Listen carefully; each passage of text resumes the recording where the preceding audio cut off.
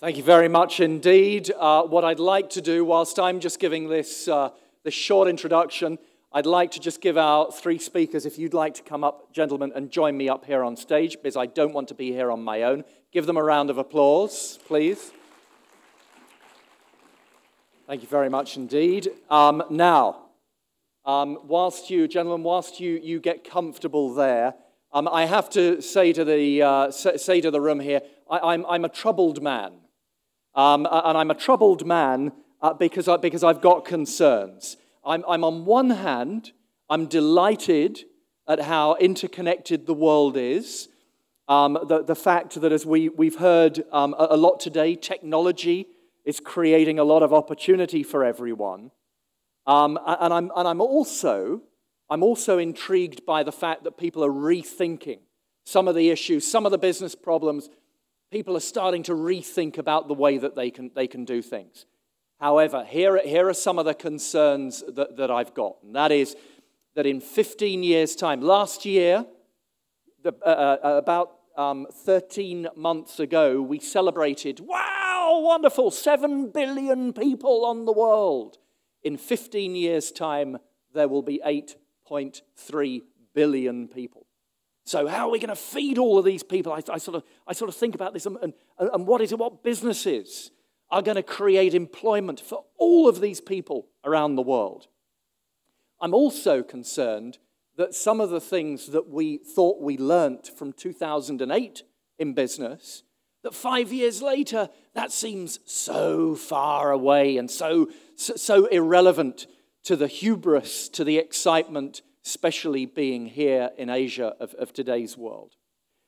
And there's a third thing that I'm very concerned about as well, and that is that it is 2:45, 2:50, the third day of a three-day conference. And there is something that happens in terms of our metabolisms at about 2:30, 2:45. And that is that our bodies start to go to sleep. So one of the things, be warned, because one of the things that I'm going to do later on today, this is an audience participation session, and I'm going to be coming down from up here on the stage, and I'm going to have a roving microphone, and if you look the wrong way at the wrong time, I might ask your opinion on something, and I might ask a question from you. So please, and that's like, we'll give him a round of applause and then he won't come back here. No, but I might well. So I do, please, I do want you to ask questions. Now, here's what we've got. So the title for this session, The Rise of Prudent Economics, Rethinking Growth on a Shoestring. And I was going through and I was talking with Alex, who's the chairman of the SOFGEN group. Now, he brings 28 years of banking experience together, IT banking experience. He knows banking systems. He's helped banks diversify their operations all over the world. I've got then Christopher Exline, Chris, from CEO Home Essentials. He's built a global operation across 24 countries, establishing the world's leading furniture leasing company.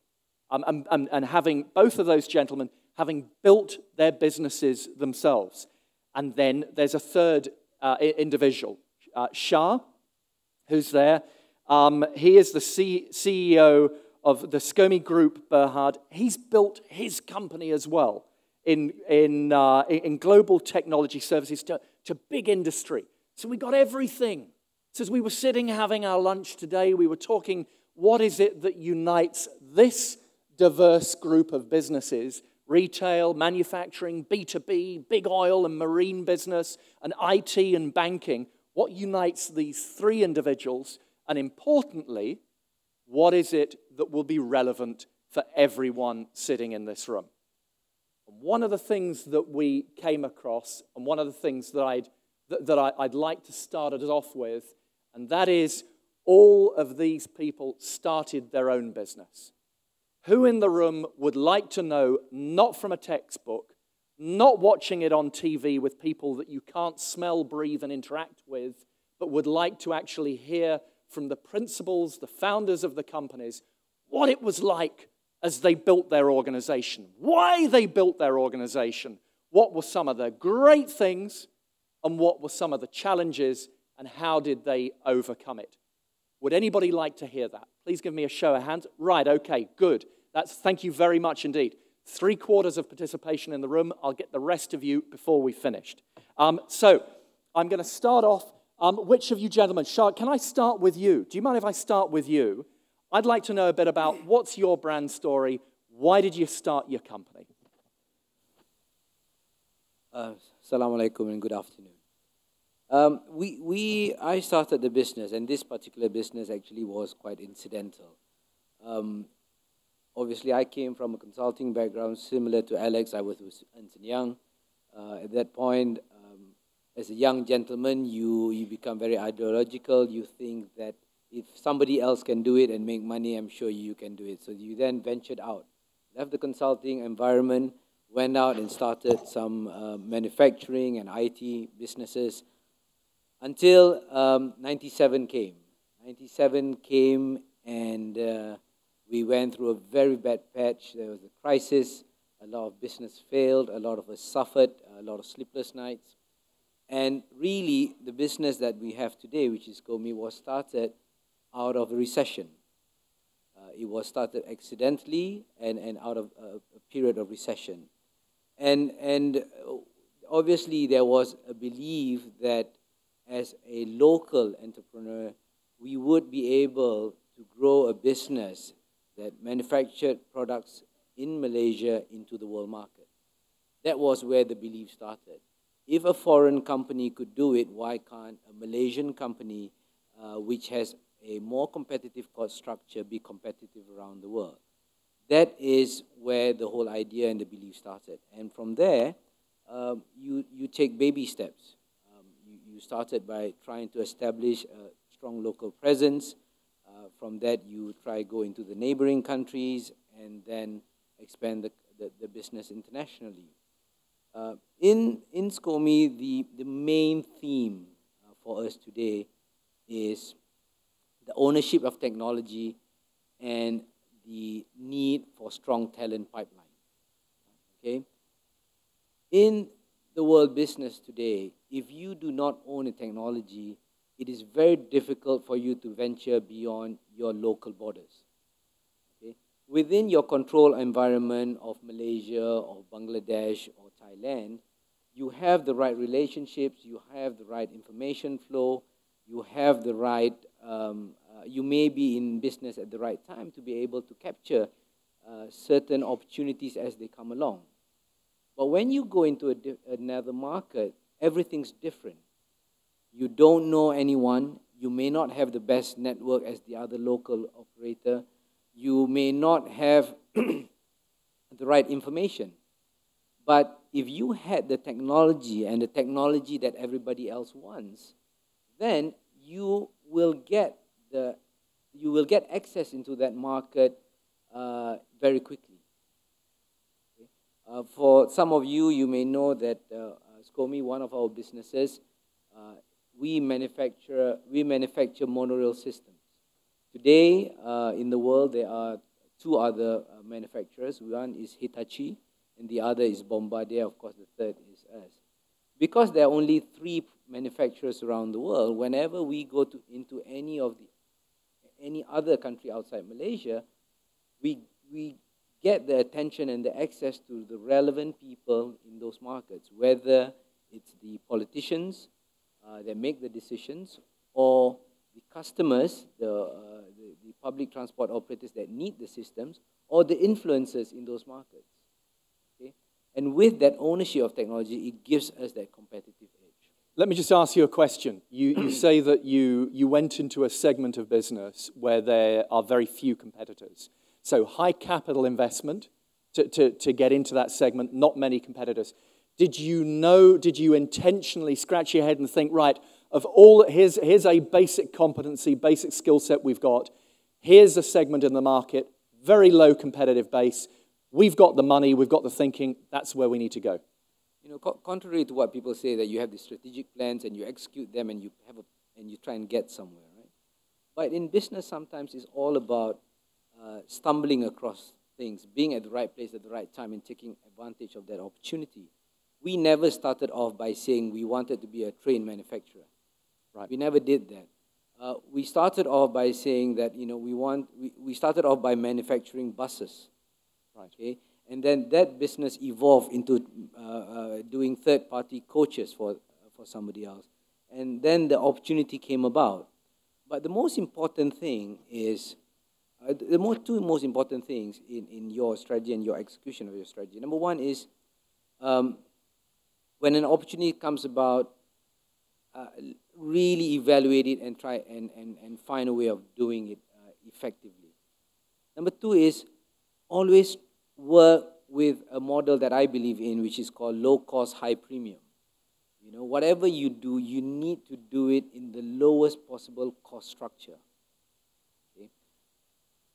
We spend 150 million ringgit, which is, let's say, $50 million, to develop this whole train technology and system.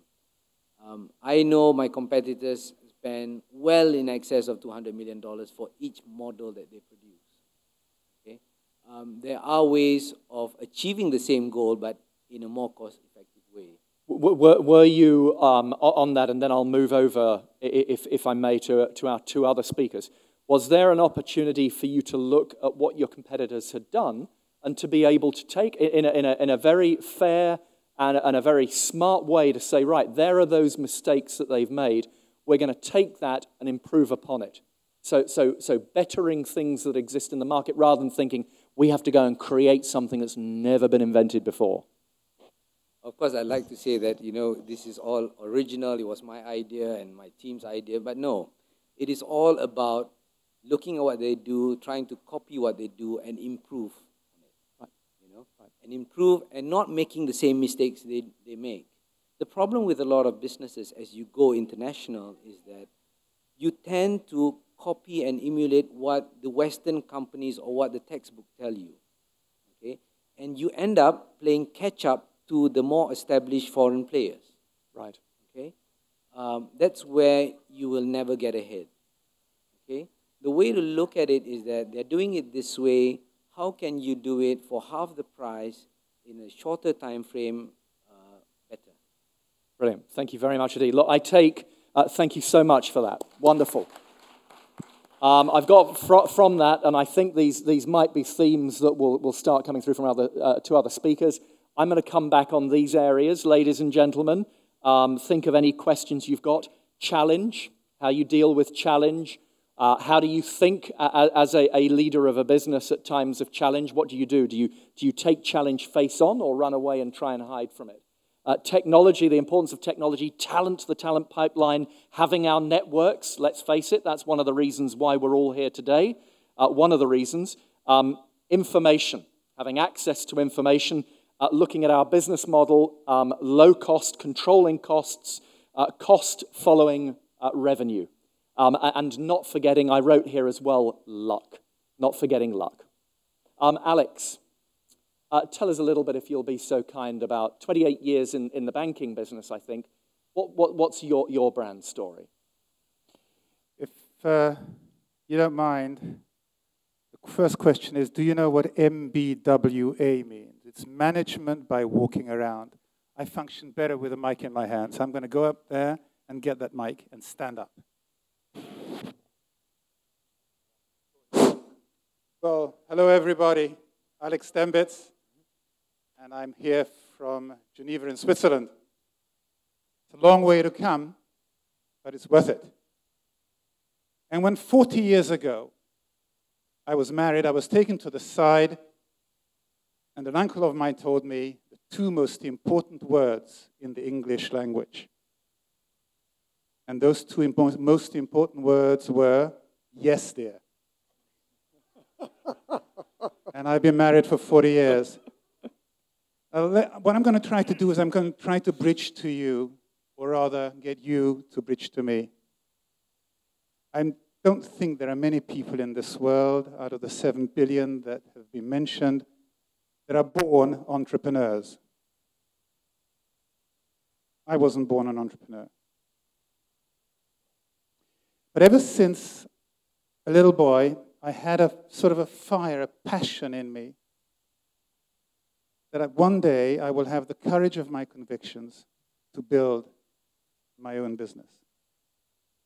And I didn't. And I guess most people in this room, you've been to university. Let me just ask, just for the sake of hands in the air, how many of you have been to university? And hold your hands up, you see? Almost everybody. And that's what I did. I went to university, I studied maths. Why? Because it's easy for me. Then I became a computer programmer. And I was bored. So I went back to university to do an MBA. And how many people in this room have done an MBA or a master's program or equivalent? There we are. A lot. A lot. And then I did what most MBAs do. Almost all of my graduating class went to get a job in a big company. And so did I. I went to get a job in a bank, and I stayed with the bank for many, many, many years, the same bank. And something happened in my life which made me become an entrepreneur. And we were living in Switzerland, seconded there for 2 years. And 31 years later, we're still living there. And then the guy who ran the bank I was working with, which is HSBC, 1.5 years into my stay in Switzerland, said, come back to London. And there I was faced with a dilemma. Lifestyle, career. That's my story. Lifestyle versus career. I was 40 years old. And after 20 years of working, both in the bank and in IT, I decided to give that little flicker of flame in my tummy the opportunity, and I set up my own business. And I promise not to talk to you or at you for long. I started my presentation by saying the 2 most important words in English language, but not in the language of entrepreneurs. And the single most important word in the vocabulary of an entrepreneur is not, yes, dear. It's passion. Passion that you can do what you can do. Passion that you don't have to travel business class because your company can afford to send you business class, but you can afford to travel business class. Passion that you know better, or you think you know better. Passion that people around you will look to you for leadership, for guidance, for ideas, for warmth. Passion that money matters. Yes, you get up in the morning, at the end of the day, hopefully, even if you're broke, you've made money for somebody. Maybe your clients, maybe your stakeholders, maybe the staff that are working with you. But money matters. And we will come back to all these different themes, and I will share with you my businesses, which are pretty boring. You're not here to listen to my businesses, but the whole concept of being an entrepreneur and what it takes to be an entrepreneur. I've spent the last 20 years being an entrepreneur. And I reckon that life works the following way for some, for me. For the first 20 years of your 40-year professional cycle, because you graduate when? 22, 23, 25 if you do a second degree. And you retire at 65, there or thereabouts. And if my maths is correct, 25 to 65, 40 years. So for many people, the first 20 years, you're learning. You're learning skills, concepts, you travel. You understand nature, you understand people, you understand how to communicate, even though you don't share a common language, you don't have a common culture. The next 20 years, for those who feel that they want to be an entrepreneur and lucky enough to get there, you practice. You practice what you've learned and you take it to the next level. And with this, Mr. Chairman, thank you. Alex, thank you very much indeed. Thank you.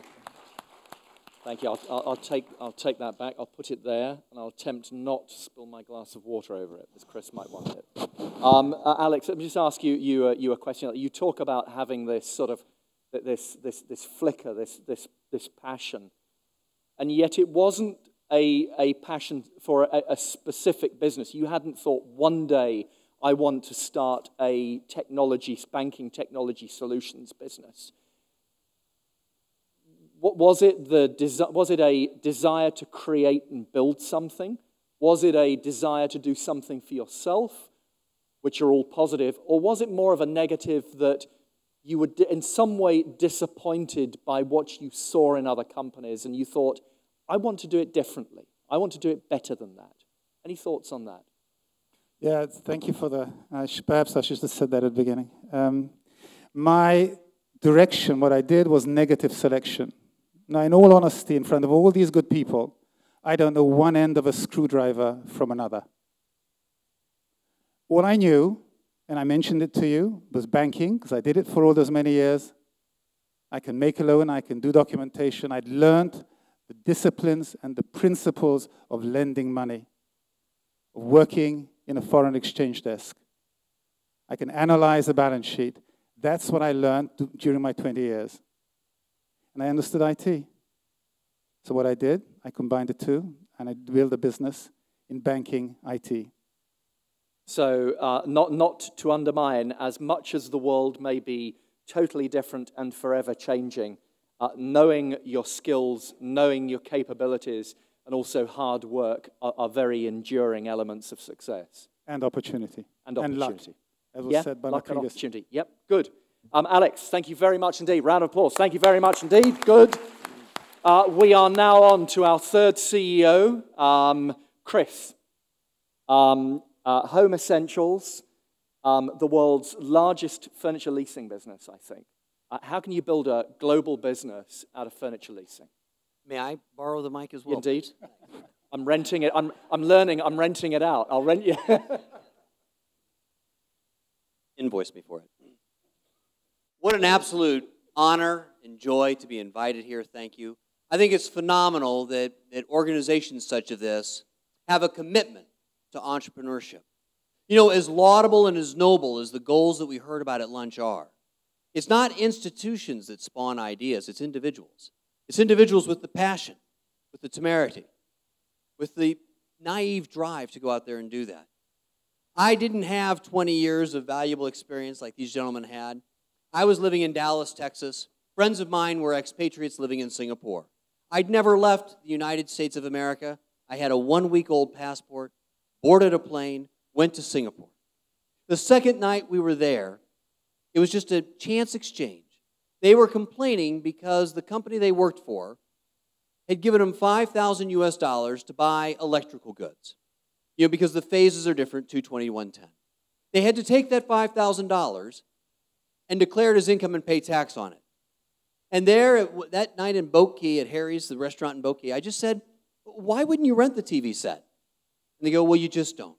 I said, but why? You can't take the stuff back with you. And they said, well, you just don't rent it.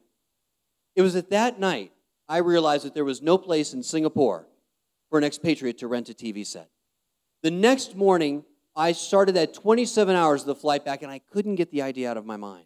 I was in commercial property. I didn't know anything about retail or rental and things like that. I went back 3 months later, did my due diligence, and 3 months after that, we signed a lease to open up the first furniture rental store in Singapore. It did well, and for those of you that are old enough to remember, we were so smart that we opened up 30 days before the Thai baht crisis. I didn't know what a Thai baht was. I didn't know what was significant about July 1st, 1997. But the next year, we decided to open up in Hong Kong. So excited, so passionate I was about this idea that we opened up the first furniture rental company in Hong Kong. I left my job in Dallas, sold everything I had, moved to Hong Kong with my bachelor box of possessions. And the first month that we were open, there were over 6,000 furniture rental stores in the United States alone. Our first month in Hong Kong, we shattered every single record for opening, and by every metric. It was absolutely one of the most exhilarating times of my entire life. Imagine, as an entrepreneur, you have a dream. You got this excitement, and you're able to address an unmet need. You're in perfect alignment with the customer base. And what had happened was the first month we were so busy. And we were working 12 hours a day. The second month, the sales continued to expand and increase. So I decided to have a party. Now let's be reminded that I'm not starting a business in the United States. I had moved to Hong Kong. I'm a foreigner in an entirely different culture. And I'd worked with these people for 12 hours a day for 3 months straight. I thought we knew each other real well. I was excited about how well we'd bonded. And so I decided to have a party. And what happened at that party has influenced and impacted me to this very day. I wanted to have a surprise. And at that surprise, I said, you know what? I'm going to announce the Employee of the Month. Now, for those of you that don't know what the Employee of the Month is, it's very much a Western European, a U.S., North American type thing. You call out one employee whose work has been exceptional, whose work has been so much better than everybody else, that he gets or she gets a cash gift. I didn't know that Asian cultures were different. And for those of you in the room, you'll know exactly what this person did. He said, no, it's not me. I'm not Employee of the Month. I said, Ryan, you are Employee of the Month. Look what you did. You know, these people thought they did the sales, but you conquered more. You did this, this, and this. He goes, no, it's a team. And what was amazing about it is that what had started with so much enthusiasm descended into disunity and discord until I finally forced him to come up to the place where I was and accept the cash. The next day, he takes the cash that he'd won, buys everybody lunch, divides up the remainder, and gives it equally to everybody else. In that one moment, as an entrepreneur, my dreams of building a global company had come to an end. And it's serious, because as an entrepreneur or as a business leader, you're only as good as your ability to receive and interpret data. If you don't know what's going on in your own business or with your own customers, you cannot succeed. And what happened before my very eyes was that there was this subcurrent, this undercurrent of culture swirling past me that I had no idea even existed. If I, working with people for 3 months straight, 12 hours a day, didn't know how they were communicating, how in the world would I ever be able to build a multinational company? All of you will have to confront that. The days of incubated environments where we can sit there in our own type of ecosystems, they're over. Information, technology is coming at us so fast that entrepreneurs today, to transform your idea into an institution, will require you to adapt and have skills to become a global leader overnight. And that's pretty much our story, and I'll talk a little bit more if there's anything else there. Chris, thank you very much indeed for that. Let me just ask you a question on that. You speak so passionately about having passion, as with our two other speakers. So many times I talk with people and I say, how's your week been? And they say, oh, I'm exhausted. I'm so tired. Or on a Monday, hey, what did you do for the weekend? I slept. I watched TV and I slept. How do you keep that passion alive? How do you manage to work in this 24/7 world that we live in now? Such an interconnected world. Is there, so two questions, and I'll start with you, Chris, but I'll gladly broaden it out to Alex and Shah. Is there something different about an entrepreneur, that defining that you don't get tired? You know you've got this secret vitamin drink that you keep amongst your entrepreneur club for yourselves. So how is it that you manage to retain that passion? And is it, given the way that the world is now, where there is so much information, and it is more of an always-on world, do you find that it's more difficult now than it was 20 years ago? I'll start with you, Chris. And answering that question, I would say that for me, it's not about the money. I wake up every morning, and I'm not interested in how much money I'm going to make or what my net worth is. We, as a company, are committed to trying to change the way the world does business. I'm exhausted. I'm exhausted now. I mean, you know, life is hard. Business is hard. 2 years ago, we were technically insolvent. We were technically bankrupt. That's tough. You know, when everything that you worked for is eradicated, and you have to start over again, and you have to manage a team. How do you inspire people to follow you when you are failing? You don't do it because of the money. You do it because it's something that you really care and are committed to. You believe, and I'll tell you, this is something else. Each and every one of you in this room strives with that one life question, and that's what I love about the World Islamic Economic Forum. It's not about my business. It's about making a difference. We wake up in the morning, we go to bed at night, and wonder, are we making a difference? And as long as you've got a belief inside yourself that you are making a difference, that the world somehow will miss you if you're gone, that's what gives you some of the courage to go forward. Is being an entrepreneur today harder than it was 20 years ago? I believe it is. And I believe that today, there's just a lot less room for error because things move so quickly, so fast, that chronically underestimating funding requirements or trying to figure out what markets to enter, it becomes highly complex because everything has to move at speed. And the only way that you can possibly excel is understand how to lead people. And if you can understand how to lead people, not just in the good times, but in crisis, if you can understand how to lead people through crisis, and if you've got a business with good gross margins, you're going to be able to continue to retain the passion to see you through to your goal. Thank you. Thank you for that. Alex, Shah, would you like to build on that? First of all, I mean, it always starts by, you know, when you want to be an entrepreneur, it's because you want to make money than the other guy. Right? That's how it starts. But that's not a sustainable model. Okay? Once you pass your first break, you pass your first million, and it just goes on, you really need to believe in something. Why are you doing this? Why do you get up in the morning, get to work at 7:30, leave at 10 o'clock at night? Okay? There must be a belief that drives you, whether you're doing it to make a difference in the world, whether you're doing it for the ummah, whether you're doing it for your children, whatever that is, there must be that belief. Without that belief, you cannot go the next level. Okay? So it moves into a belief and a passion that you have to achieve something.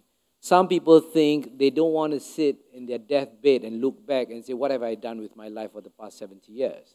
That could be a driving reason to actually make the difference. However, unlike Chris, I believe that today, it is easier for entrepreneurs. Access to information is very, very easy with social media. Marketing is made easy with social media. Whether it's marketing to get investors, whether it's marketing for talent, whether it's marketing your product. With that social media platform today, you can reach millions of customers around the world, not only just in your country, to start and grow a business. When I started in venturing into business in 1991, there were no readily available VC funders. Okay, I went around begging, talking to people, and I think I must have spoken to 50 people before the first guy gave me the first check to jointly invest with me. Okay. So I believe today, it's easier for people to start businesses. It's easier for entrepreneurs. And of course, with the access to the internet, you can learn about the mistakes that others have made. So entrepreneurship these days are much easier than when we started 100 years ago. Thank you. Alex? Yeah, you heard me say passion. But passion is a two-edged sword. You sell to yourself. You believe you can do something. Then you sell to your wife and your family. Then you sell to your friends and those who come and join you. And it becomes a self-fulfilling prophecy, and you lose sight because you're so passionate you're living your dream, you can lose sight of reality. And then what is it that makes you stay up all night and work 7 days a week, 24 hours a day? It's the refusal to disappoint. You're not going to let yourself down. You're not going to let your family down. And those who are loyal to you, your employees. These are people who have passion as well, perhaps not the same kind of passion as you do. But these are people who've trusted their lives to you. They have families to feed, mortgages to pay. And the destiny of the business depends on you. So passion is a two-edged sword. You're selling perhaps so hard that sometimes you lose sight of reality. And that's just a message I want to leave with you all. Thank you very much. Thank you, Alex. All three of you, you're running global businesses and the range of cultures. And Chris, you touched on this of when you came into Asia and in Hong Kong, that sort of the cultural differences that you came up against, you had to embrace. As you expand your businesses, so for anybody sitting in the audience thinking, I'm an entrepreneur, I've got that flicker of passion, I've got an idea, and I think I'm quite lucky as well. What are some of the practical steps? And as well, Shah, this feeds into you. You say, well, there are so many markets you can go into these days. How do you decide which opportunities, markets you are going to go into? And how do you deal with, as you're growing your company and it's an imperative to keep those values alive, how do you get different cultures to buy into what you feel you stand for as an organization? Who would like to start on that? Alex, let's start with you. I'll start with you and work out this time around. Sorry, you looked at me. Why me? Happens. I brought 2 slides with me. Let me just share them with you now. It's kind of timely. How do I do that? There we go. This one is by, that's it, James Wolfenson. It really would speak for itself, doesn't it, really, in many ways? Governance. We've spoken about ourselves as individuals. But the moment we're more than just an individual driving our businesses, we have stakeholders. And every business has the same college of stakeholders. We've never met before, the 3 of us, the 4 of us, but we have identical stakeholders. We have our staff, we have our shareholders, we have our clients. And they're all very different, but there are stakeholders. And the only glue between these 3 sets of stakeholders is the word up there called governance. The next slide I have for you is something from Mark Twain. It's so easy to polish the edges, to be tempted from the straight and narrow as the entrepreneur, as the boss of the enterprise. It's not going quite so well, but I tell the world it's really going well. So I didn't know why he picked on me, but this is perhaps the time to pass it on to somebody else. Thank you very much indeed. Nobody knows. Thank you. We didn't rehearse this. This was amazing. This was very good. It's like, I've got 2 slides. Oh, no, what will they say? Chris. Well, I don't have any slides, but, on the market entry, one of the things that happens to entrepreneurs is they have an initial burst of success. They digest that success, and then they really start to fuel and they start an expansion. And that's what happened with us. And the danger in that is that you begin to believe that you are smarter than you actually are, that your business is somehow immune to the threats and the things that have befallen other companies. And as we started to expand, growing at 100% a year, going into markets, we had lost some of the controls or hadn't paid as much attention to some of the controls. We believed that certain businesses that we shouldn't be going into, that since we were so smart, we could actually do it. And one of the beautiful things about stumbling, and stumbling so badly that you're about to stare into the abyss, is that it forces a wholesale reevaluation of how you do business. And so what we did is it was really, when you see that your business, your dream is about to die, and it's collapsing before you. This is an industry that I invented, and other people that worked for me were doing better at it. We were losing millions of dollars in multiple markets. How do you correct that? And so we went back to skills that I'd learned in business school, and we created this matrix about who we are, what we should do, and more importantly, what we should not do, and applied that to markets where we were and markets where we wanted to go. And we have a really beautifully disciplined plan on what markets we should go into and what markets we shouldn't. That discipline doesn't really come through a board of directors. It comes through the trials and fires of the entrepreneur. And then when you're going through that crisis, though, when you were looking at all of this, when we were stumbling and failing, I had to somehow. It's one thing to lead an organization through the go-go days of growth. It's one thing when everybody's writing about you, when everybody's talking about you, and when you're the innovator, the leading industry. Yeah, everybody wants to follow you. As a leader, how do you change that message through crisis? Ladies and gentlemen, that's very tough. And when we hit crisis, I went to figure out how to do leadership. You type in leadership on Amazon.com, you get 57,036 different entries. There's 57,000 books written on leadership. How do you go through that? And so when you are faced with that, you go to your core.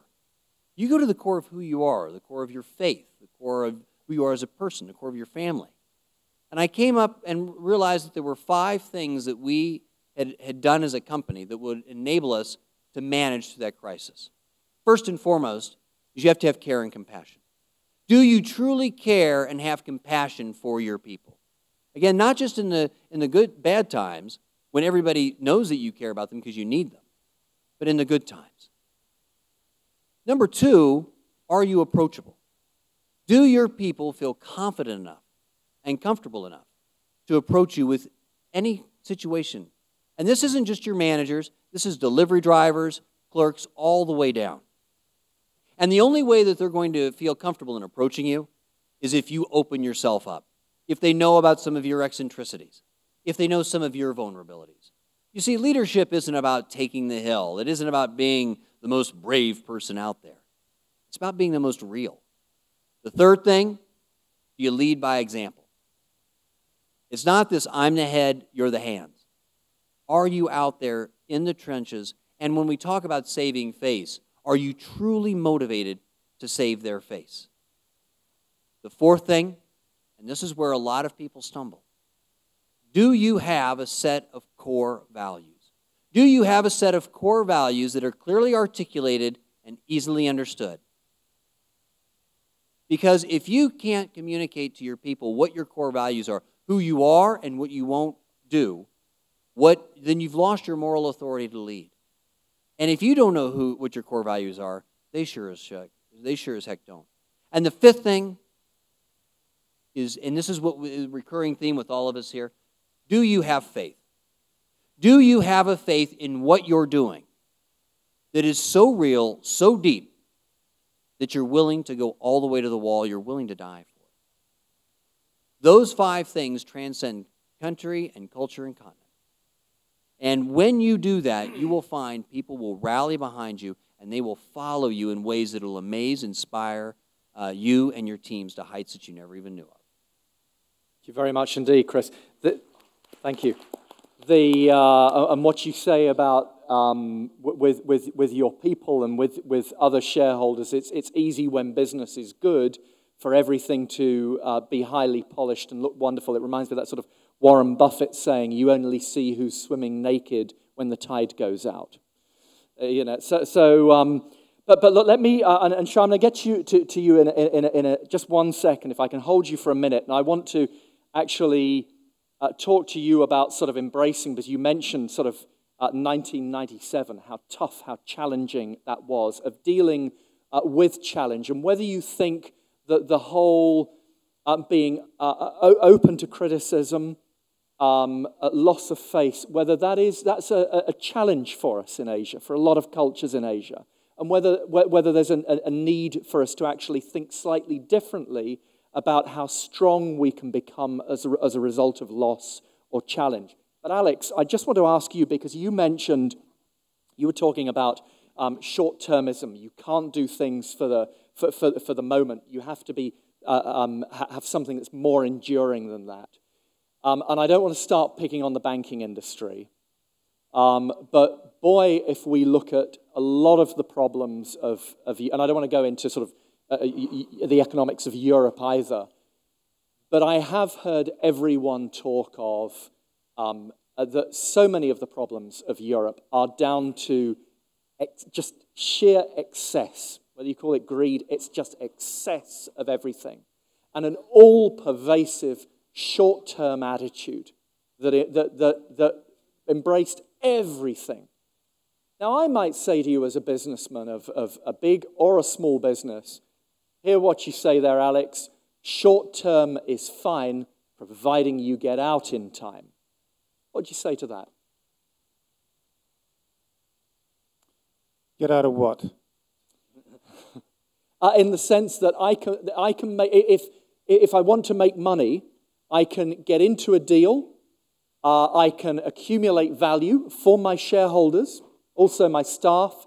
We get out of that deal, we move on. And if I get my timing, my luck right, that can be a very good business strategy. Yeah. It's an interesting one, isn't it? Philosophically, it's very interesting. There you are, you've learned a lot, done a lot, and the time is right, something happens, positive, negative, something happens in your life. And like all three of us on this stage, we have seized the opportunity and we've done something. And clearly we're on this stage because what we have done has been reasonably successful, right? Had we gone under, the organizers of WIEF would not have asked us to be here. Or would they? Perhaps they should have. Because that's the question. Why do some succeed? And why so many fail? And you know, Andrew, when I started the business when I was 40, 25 years ago, and the business I'm in, it's really pretty boring, but just so you should know what it is, it's the implementation of banking systems, and by definition, in banks, right? I was working in an environment, and the vendor of the banking system, which is a separate business, people who build systems, and they're those who implement them, so just get the process right, had said to me, do you know something? The world is not out there to pay you a living. Everyone in that community out there is your enemy. You're taking business away from me because I want to implement that system. The banks where you're implementing it, they don't want to pay any money for it. And all the other consulting firms out there want to do the same business as you're doing. Why do you think you will succeed? So it's a different shine, really, to the question that you just asked, is when to get out. It's really, the other question is when to get in. And my theory is, my mantra is, that the entrepreneur will have a sixth sense. It's awfully difficult to boil that down. And I lecture at universities. And whenever I'm asked the question of why now, it's terribly difficult. I don't have a good answer for why now. The why now is because the option is less good. It's not philosophy. It's not timed. It's just a set of circumstances.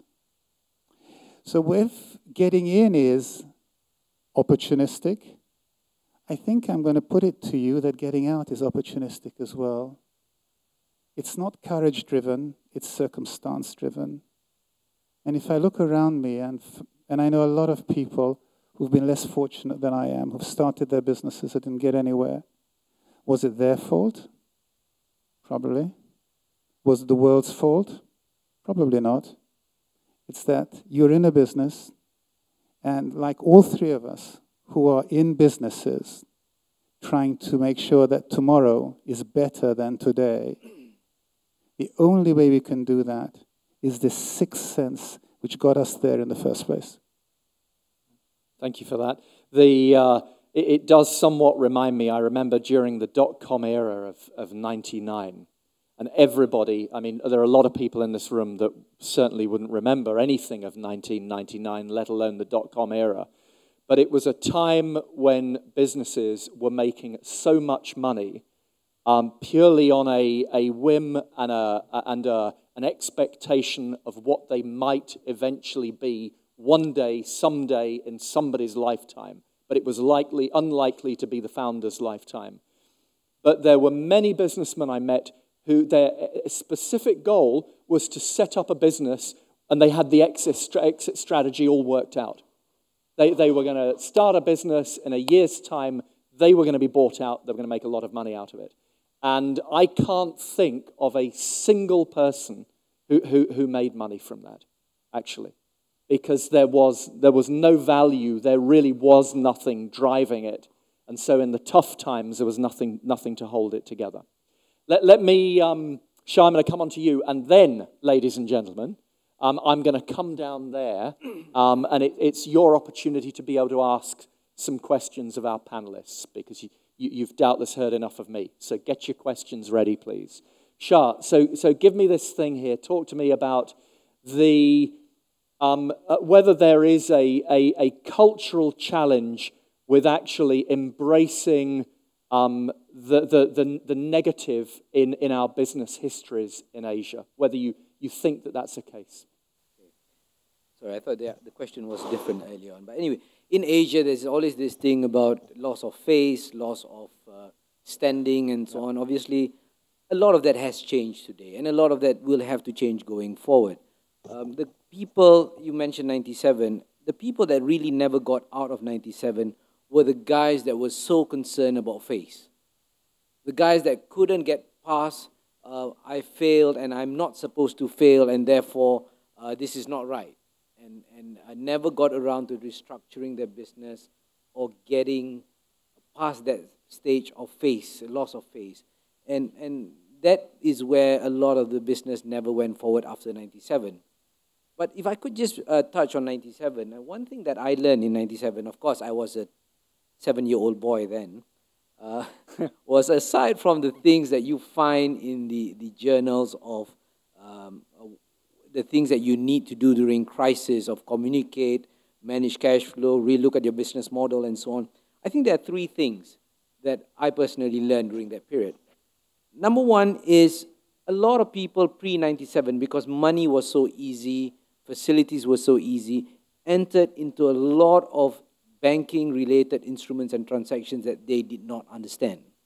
If a banker comes to you, and bankers are bankers, they will offer you easy money and instruments that I believe that if you don't understand and you can't explain it yourself to your employees or your wife, for that matter, you should not enter into that transaction. Okay? A lot of us get caught up in that environment, and we all inevitably lose money. That's one thing I learned from that crisis.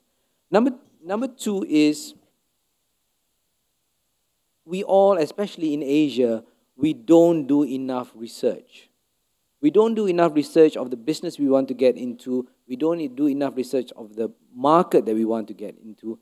And the most important thing is, we don't do enough research of the partner that we want to get involved with. If you can't call your partner at 2 o'clock in the morning, if you can't call the CEO of the bank that you're borrowing money from at 2 o'clock in the morning, you better look for a new bank.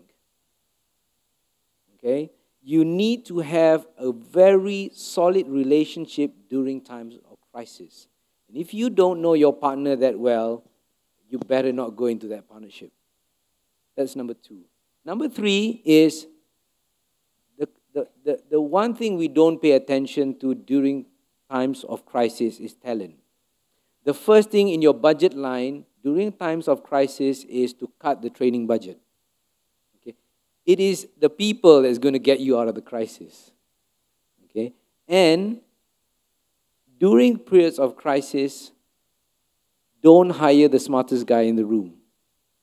Okay? The smartest guy in the room, chances are, as soon as he gets the next opportunity, he'll leave. Hire the guy with the best attitude. Okay? So these are the three things that I think I learned in '97 when I was 7 years old. Thank you. Thank you for that there. Thank you. Two things on that. You know, again, time and again, advice that I've been given. When you hire people, hire for culture in preference to skill set. So will they fit into your organization? Will they embody as an organization? Sure, they've got to have the skills, but they're part of the organization. Also, something that an accountant once told me, and that was that a partnership is the worst ship to have ever sailed. Be careful of the person you've got on board. Right, it's your turn now. Show of hands, if you'll be so kind. Gentlemen here. Wow, 1, 2, 3. If we could have a microphone somewhere here. We're going to get a microphone. Otherwise, I'm going to come running down. Is there a microphone in the room? Yes, it's coming down here now. Let me do that. Hey, Alex, thank you very much indeed.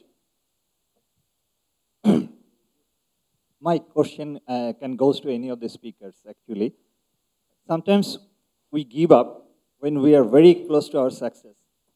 As a successful entrepreneur, I want to know from you that how you have felt that you are so close to your success and you didn't give up. So how do you keep that energy? How do you exactly push through the pain barrier? Yeah, because we don't know that we are so close to. Sometimes we don't know that we are very close to any success, and we give up. So as a successful person, okay, I want to know from them how they feel that they are very close to their success and they overcome it. Chris, all right, let's start with you. Yeah, I think the first question you have to ask yourself is, does the business need to exist? Yeah, businesses come, businesses go. I mean, if you were in loading film right now, that business probably should go away, regardless of how passionate you are about it. And when you are confronted with these things, that really is it. Does the business need to survive? Have you missed your time? When it hit us, I realized that a lot of the reason that we were in crisis is because of my leadership, my decisions. Okay, we had a good business model, and we had pockets around the world that had tremendous promise. And so what I had to do was immediately, get those things away that were feeding off and threatening the areas of promise, the pockets of promise. And that's something that could only come from me. It was painful. It hit me at my belief system. I mean, my belief, whether you're Christian or Islam, we care about our people. We care about our standing in the community. And when you have to lay off hundreds and hundreds of families, it hits you at who you are. But yet there was a reason for those pockets of promise and those other things to survive. And as a leader, you have to step forward and say that. So part of it was the conviction that we had a good business, and the business could overcome. So that's where you get it there. There have been other businesses where I said, this is just a mistake, and we've got to get out of it as quickly as possible. So you've got to have a very honest discussion with yourself. Should this business be allowed to survive? And if so, how and how will you fund it? Okay, thank you. So part of keeping it real. Alex, Shah, anything you want to build on that? Or we'll take the next question. Maybe the next question. Take the next question. Okay. Is a microphone? Yeah, gentleman there, if you'd be so kind. Good afternoon. First of all, thank you for your insight. My name is Hammam. I'm 23 years old, and I would like to be an entrepreneur in the coming 2 years. A lot of you guys, and actually all three of you, you skipped the step when you were giving us your stories. Basically, you guys said, for example, Mr. Alexander, you said you had the skill set of banking and IT, and then you just started a business. So what happened in between that, the idea and actually implementing the business idea. And yeah, if you can maybe give a little bit insight on that. One other thing is that you all have touched on luck. How on earth do you get lucky? I'm selling it. I'll talk to you later on the luck thing. But Chris, you had your moment. You spotted that moment when you were standing in that bar and somebody says, "But I can't read a television." So you had your restaurant. Sorry? Restaurant. Restaurant. I'm sorry, restaurant. Alex, for you, what was that? You had this skill, you had this flicker and ambition and passion to do something. What did you recognize? What was to the gentleman's question? What was it that made you decide that night that you would go and do something about it? Negative. The prospect, well, I shared with you my journey. I was faced with a lifestyle question. Do I pursue my career in the bank that I had served for 17 years and ipso facto leave Switzerland and go back to London? Or if we were to stay in Switzerland, what do I do? How do I feed my family? It's a real issue. And so the decision that we made was that, as I said, I don't know many things in life. I think I'm quite a good lending banker. I think I can appraise risk, because that's what I learned over many, many years. As all of you here, you've learned something, and that's your skill base. And I understood IT, so I put the two together. And I tell you one thing as well. I'm sure it's the same, though I don't know my colleagues here. When one starts a venture, it does not come on its own. It's a huge personal sacrifice, what it was for me. We tightened our belt. We looked at the minimum budget that we needed as a family. We didn't have a cleaner. We didn't have this, we didn't have that, we didn't have holidays, we didn't have cars. And whatever savings we had, we put into this little business. So it's easy to talk about it now. You know, I've made my money and so on and so forth, but then it wasn't that easy. Luck. People say the easy, off-the-cuff thing is that you make your own luck. And you know, ladies and gentlemen, to some certain degree, there is a grain of truth in all this. Luck does not grow on trees. But then the flip side of that silly statement is that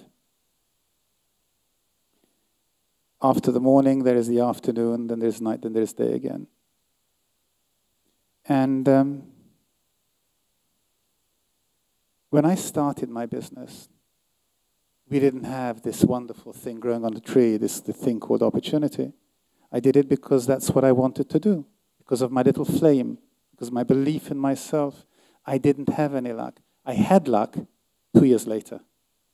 And the luck was that some of you here in this room will remember the fall of communism. Remember?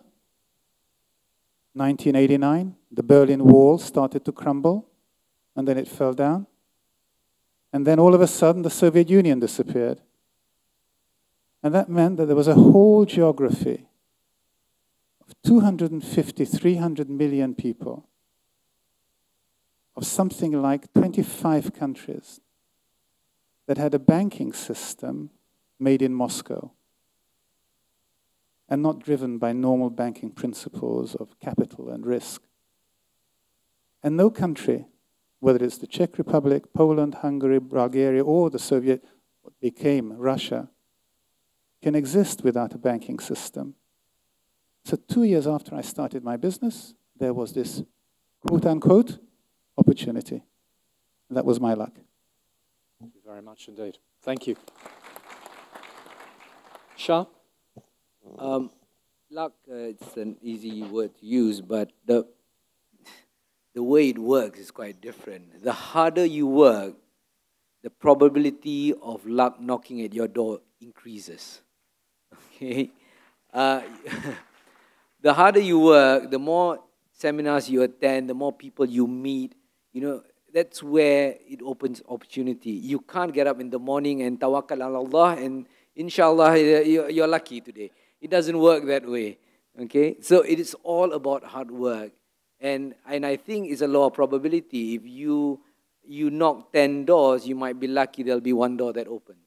So it's all about hard work. Luck comes inshallah along the way. Thank you very much. Thank you for that. Yes, gentleman there. Yes, thank you very much, Andy. I'm going to come to you. I promise you I'll come to you. Don't worry. The backbench. Just give me a minute. Yes, thank you, Andy. Well, this is my question with regard to Alex. Oh, thank you very much for your beyond the sixth sense sentimental. The question is that I think I'm lucky if I got bankers like you. My question very much in the context of humanity, to do more right than wrong.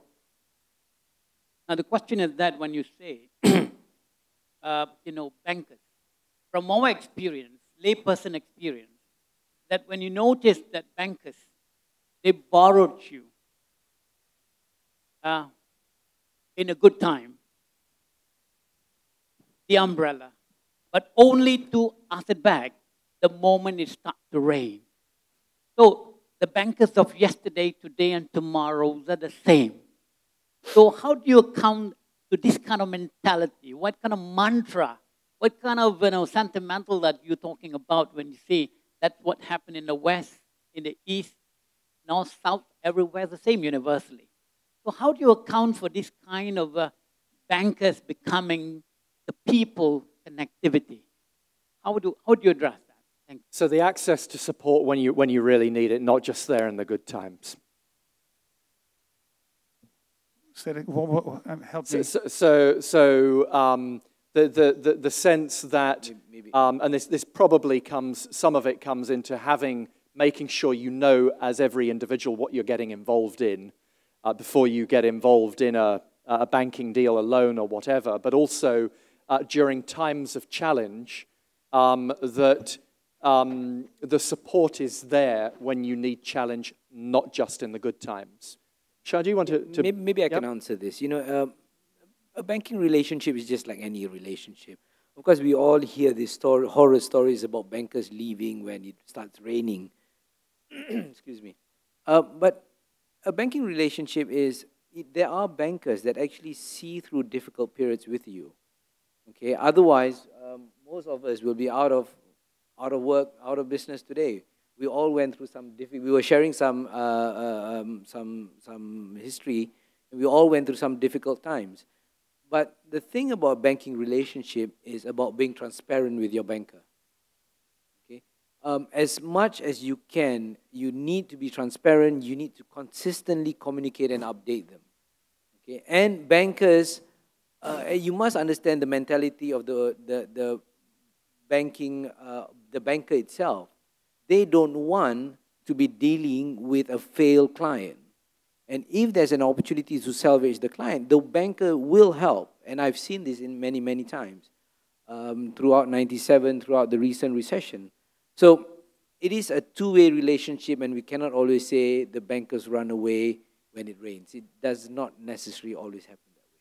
Shah, thank you very much indeed. I'm over here now, okay. Because if I don't come down the back, I'm not going to get out of this room. So now, one of the things and I'm watching the time here. Have I got another 10 minutes with somebody have I got 10 more minutes? Somebody say yes. Yes, we'll take it. Do you want to go on for another 10 minutes? Yes, right, okay.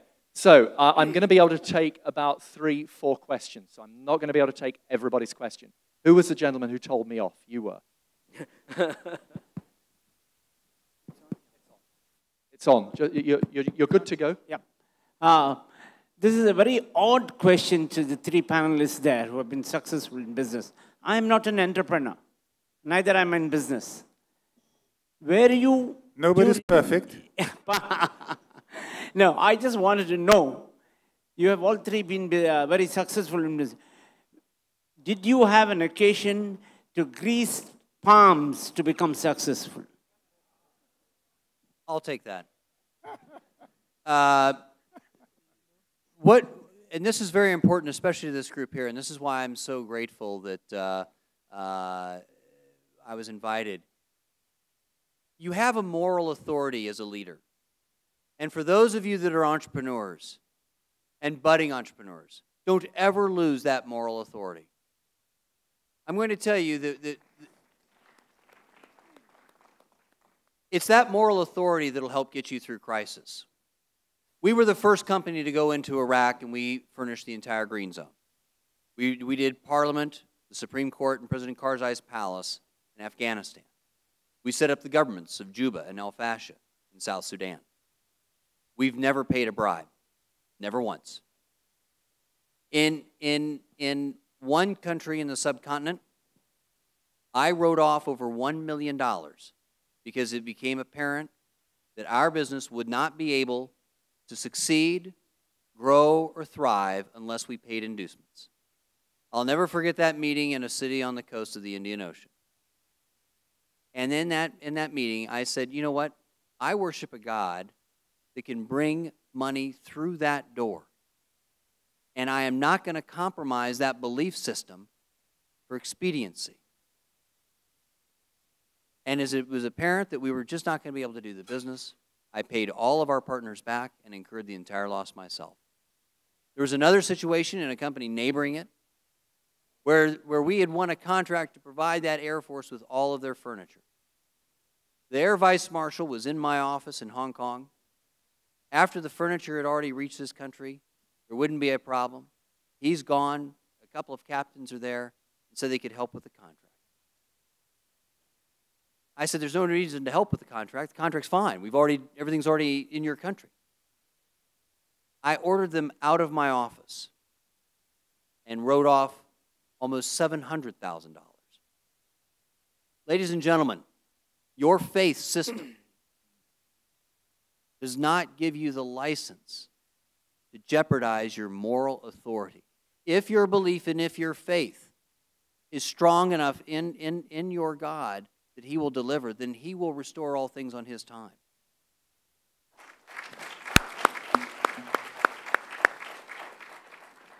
Thank you for that. Alex, Shah, would you care to build, or we? I wasn't certain whether the question was because he got something or whether he didn't get something. Huh? But that said, I just want to share with you something that was pronounced on a day such as ours today by one of London's leading and greatest bankers ever. He set up a bank called Warburg's, a merchant bank, and his name is Sir Zygmunt Warburg. And when asked about this specific issue, he said, well, it's like you start and you burn your finger, then it will take your hand, then it will burn your entire body. If ever you get involved with this kind of matter, it will cause your demise. And he had in his bank the golden rule of absolute no. Zero form of participation in anything which is which is unlikely. No bribery, no compromise. And I think if you have zero tolerance, then you can't go wrong. And I, for one, in my business, have zero tolerance.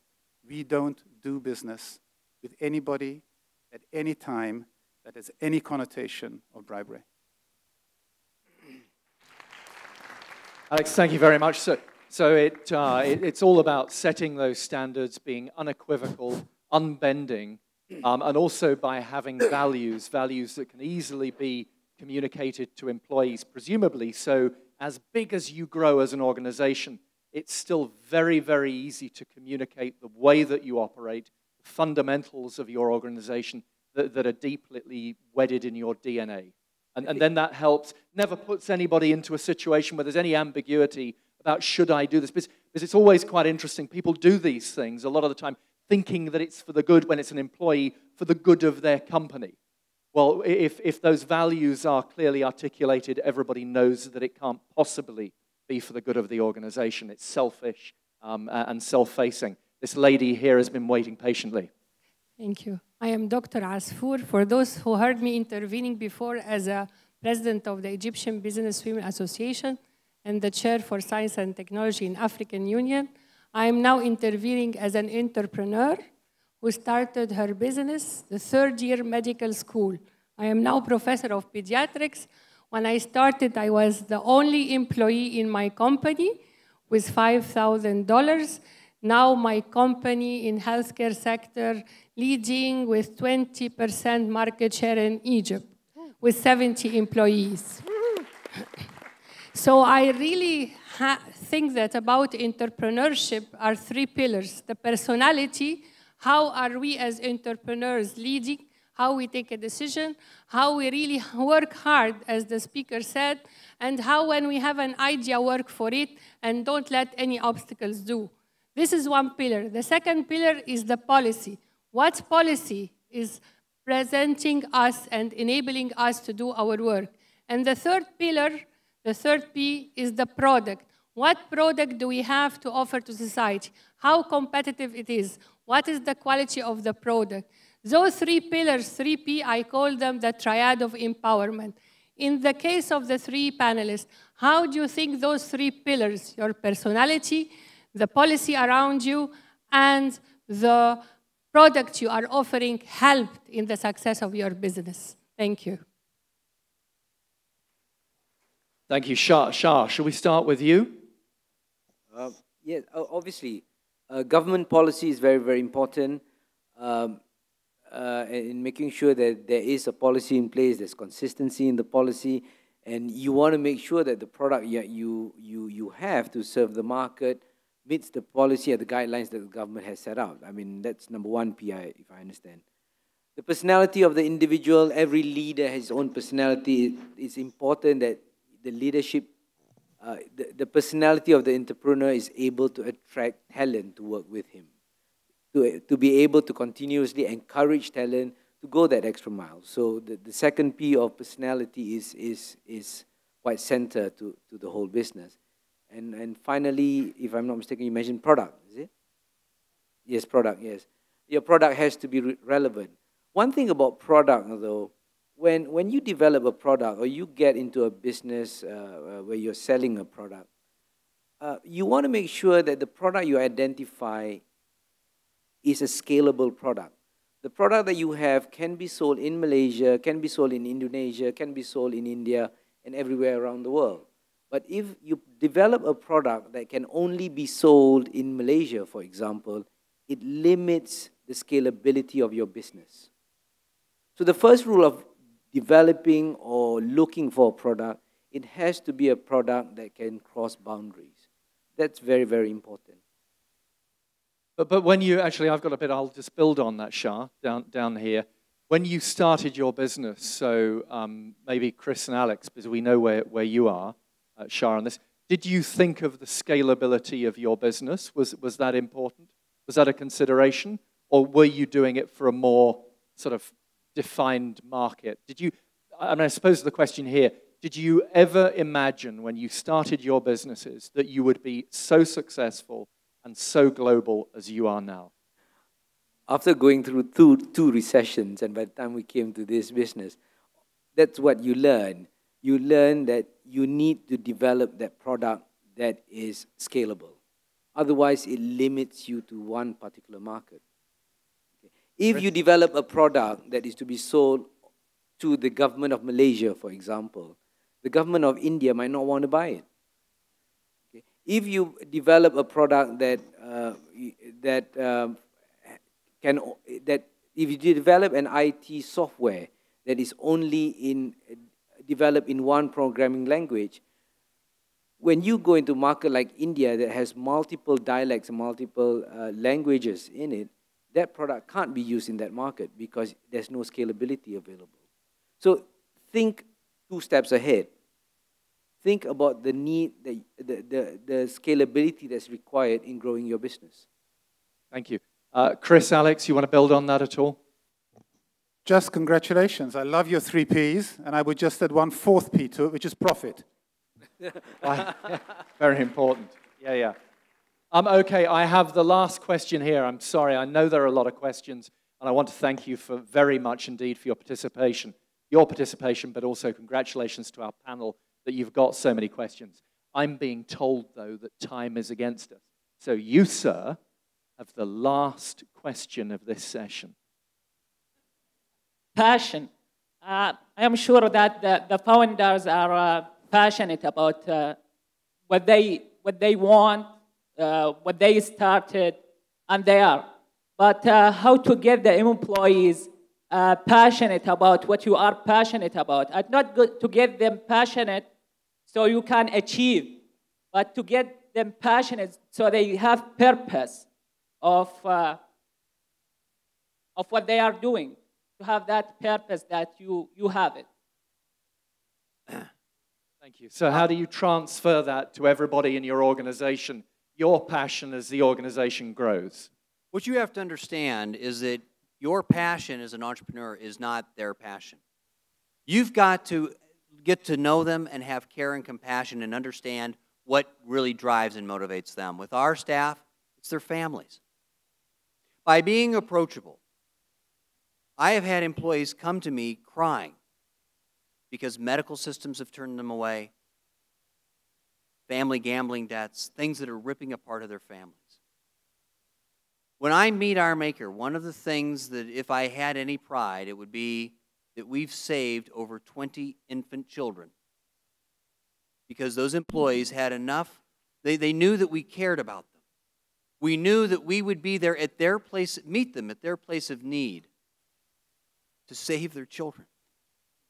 You know, society can be cruel, and the world is harsh, and we can sit there and flippantly talk about luck.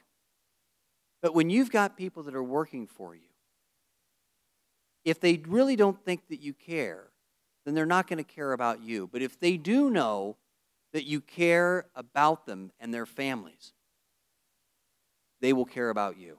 It's that simple. Thank you very much. Okay, sorry, Shah. Final word. You know, your employee spends a good daytime in the office. You need to make sure that your employee, when he or she is driving to work, they've got butterflies in their stomach in excitement. Now, how do you create that? And that is really what a leader's job is to create that environment of excitement that people want to get up and go to work every morning. You don't want people, you know, sort of dragging their feet coming to work in the morning. You'll never get anything done. So you need to find that touch point. Their families is one. The ability to be creative may be another one. The ability to make a difference may be another. So as a leader, you need to spend that time. Spending time with your most important assets, which is your employees, is something that will get your organization to the next level. Thank you very much indeed. So, to bring us to a close, here's what I've got, some of the things I've been scribbling down that I will remember from today. First of all, the importance of data. Know your market, know opportunities, be able to evaluate all of the opportunities that will come your way, know as much as you possibly can about the opportunity. That it is, there is no substitute for hard work.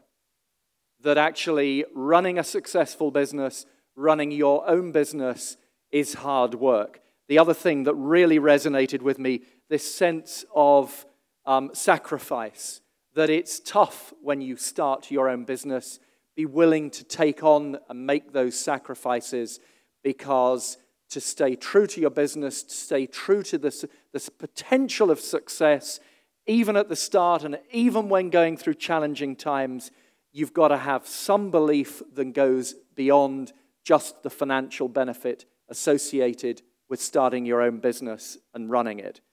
The importance of leadership as a business leader, leadership in this world, not following the crowd for the sake of it, knowing what you stand for and being willing to stand up for other people around you. Being mindful as well of all of the stakeholders, from our clients recognizing why they should be in business with you because they don't owe you a free ticket, from employees why they would bother to keep turning up and sharing your vision and being part of it, wanting to be accountable and being part of it, and for anybody who may invest in your company. What I would like to do, though, is I'd like to bring it right back as we finish, and I'd like to say that of the question, the rise of prudent economics, rethinking growth on a shoestring, I'd like to suggest that maybe it's not rethinking anything. All of those values and all of those importances in business, they haven't just come about as a result of 2008 and on. Everything I've talked about there, about knowing what your organization is, having the brilliance of leadership style and the commitment of individuals like the three that we have on stage today, those are the things that throughout history have always stood the test of time. Ladies and gentlemen, would you be kind enough to thank our speakers? Thank you very much indeed. Thank you very much. And thank you to our esteemed moderator and our distinguished speaker for that very riveting, very insightful, and I think we all gained a lot of food for thought from this session. I'd like to invite all our guests to please step forward for the group photo that we do after every session.